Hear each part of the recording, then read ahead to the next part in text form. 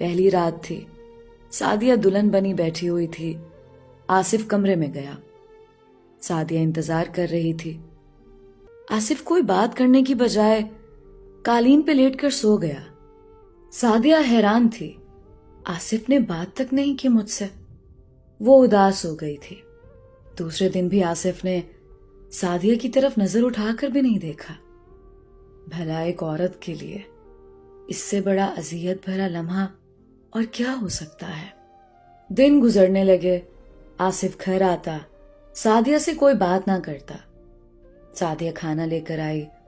آصف نے کھانے کی پلیٹ دیوار کے ساتھ ماری اور چلا کر کہنے لگا، آج کے بعد میرے لیے کھانا نہ لے کر آنا. اس بار تو زبان سے منع کیا ہے، اگلی بار ہاتھ سے سمجھاؤں گا.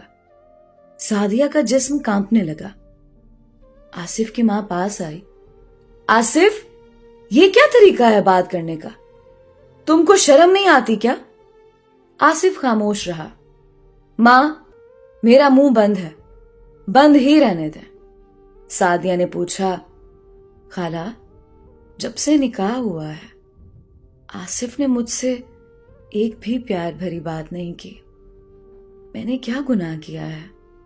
ماں بولی، میری بچی تو پریشان نہ ہو، سدھر جائے گا. شادی کو 1 سال گزر گیا. ایک ساتھ رہتے ہوئے وہ دونوں ایک دوسرے کے لیے اجنبی تھے. سعدیہ ایک دن پاس گئی. آصف، میں نے کیا کیا ہے؟ کیوں ایسا کر رہے ہیں آپ؟ آصف غصے سے بولا، تم کو کتنی بار بھونک چکا ہوں، مجھ سے بات نہ کیا کر. سعدیہ روتے ہوئے بولی، آصف 1 سال گزر گیا ہے یہ تلخی برداشت کرتے ہوئے. نہیں ساتھ رکھنا چاہتے تو طلاق دے دو. آصف غصے سے بولا، طلاق بھی دے دیتا اگر بہن کے گھر کی پرواہ نہ ہوتی. سعدیہ کچھ کہنے لگی. آصف نے سعدیہ کے منہ پر تھپڑ مار دیا. دفع ہو جا اب میرے سامنے سے. سعدیہ آنسو بہانے لگی. اپنی قسمت پہ رونے لگی. یہ کیا ہو گیا میرے ساتھ؟ آصف چھوٹی چھوٹی بات پہ تماشا کرتا جتنا اس سے ہو سکتا تھا. وہ سعدیہ کو ذلیل کرتا، مارتا پیٹتا، صرف اس لیے کہ ماں کو اذیت دے. ماں نے کیوں زبردستی کی؟ ماں بیٹے کی ضد میں ایک معصوم فنا ہو گئی تھی. وہ پھوٹ پھوٹ کر روتی، خالہ کیوں کیا میرے ساتھ ایسا؟ لیکن کوئی جواب نہ ہوتا خالہ کے پاس. پھر آصف کی ماں بھی دنیا سے چل بسی.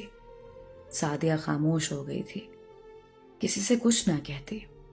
ماں باپ کہتے، بیٹی چھوڑ دو اس بے غیرت کو، طلاق لے لو اور آ جاؤ گھر.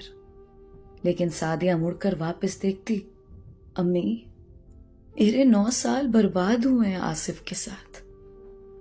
میں 9 سال سے جہنم میں جی رہی ہوں. اب آپ لوگوں کو یاد آئی میری. اب کیا کروں گی طلاق لے کر؟ سعدیہ نے قسمت کے سامنے سر جھکا لیا. وہ گھر کے سارے کام کرتی، تھک ہار جاتی. آصف آج بھی سعدیہ سے کوئی بات نہ کرتا تھا. وقت گزرنے لگا. 11 سال گزر گئے. 11 سال سعدیہ سے نفرت کرتا رہا. پھر ایک دن وہ گاڑی ڈرائیو کر رہا تھا. اتنا بھیانک حادثہ پیش آیا کہ آصف کی دونوں ٹانگیں ٹوٹ گئیں. ڈاکٹرز نے مشورہ دیا ٹانگیں کاٹنی پڑیں گی، اور وہ دونوں ٹانگوں سے اپاہج ہو گیا. ہائے قسمت! اس کا غصہ، انا، غرور، نفرت پل بھر میں فنا ہو گئی.